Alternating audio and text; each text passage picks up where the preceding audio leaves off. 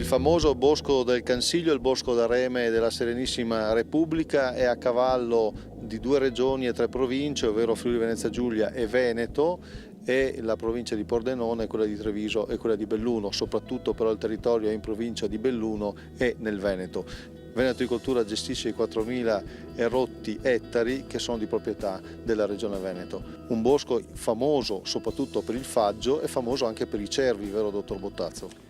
Sì, abbiamo una nutrita popolazione di cervi che si è insediata qui ormai in numeri abbastanza consistenti. I primi esemplari sono comparsi negli anni '80 e da 10 anni a questa parte abbiamo un numero sostenuto di animali che insiste su tutta la foresta.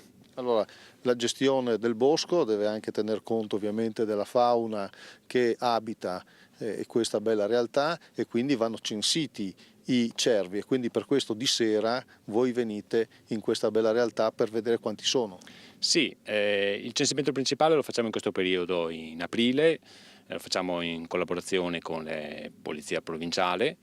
E facciamo 4 uscite, una alla settimana, e dura un'ora, un'ora e mezza, facciamo dalle 10 in poi di sera, deve essere fatta col buio. Come le altre volte 4 percorsi. Allora io in Valmenera, serve un volontario, vieni tu Toio? Vengo io. Sì. Gli altri equipaggi? Te Franco? Sì, sono con la Deborah, Fai quale? faccio i pic, Ok?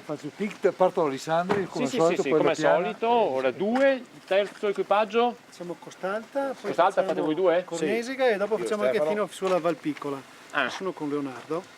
Sì, va bene, questa volta date fino in alto allora. Arriviamo fin giù in fondo, Fino perfetto. giù in fondo. Sì, sì, 3, sì. il quarto? Noi Sei tu facciamo allora? 2 percorsi, il numero 2 e il numero 3, Sì, va bene. da Vallorca a Filippon. Chi hai con te? Una?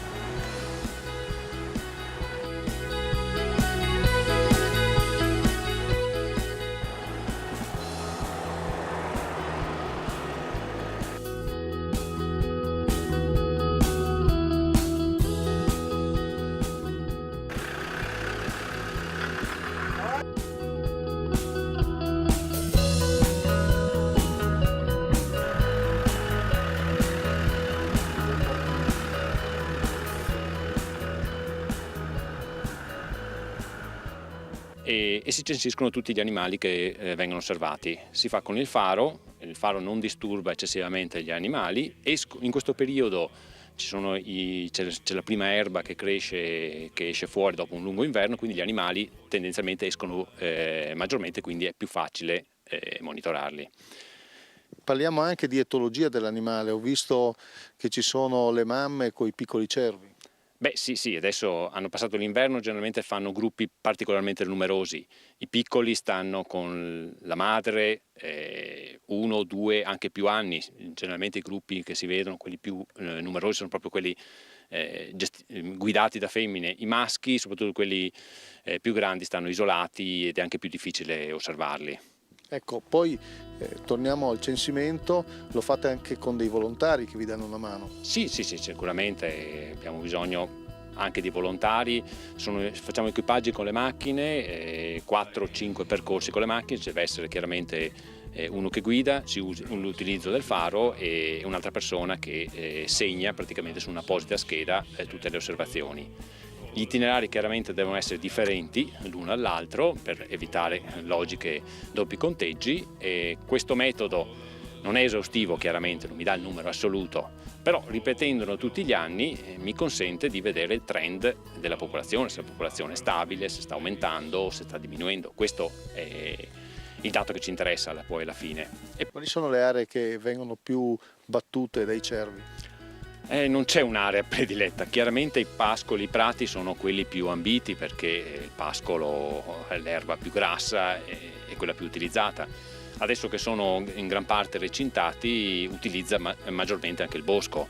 Infatti in questo periodo abbiamo osservato che ci sono molte più presenze nei boschi rispetto agli anni scorsi, proprio per questo motivo che gran parte dei boschi sono stati recintati, quindi è un animale che si adatta facilmente. Ora gli animali in questo periodo poi svolgono la loro attività quotidiana, familiare, anche di gruppo, come abbiamo capito, preparandosi anche poi per ottobre a quello che è il momento della riproduzione, ovvero dell'accoppiamento. Sì, fine settembre, la seconda metà di settembre fino ai primi di ottobre c'è il classico periodo degli amori, altro momento buono per osservarli ed eventualmente anche censirli.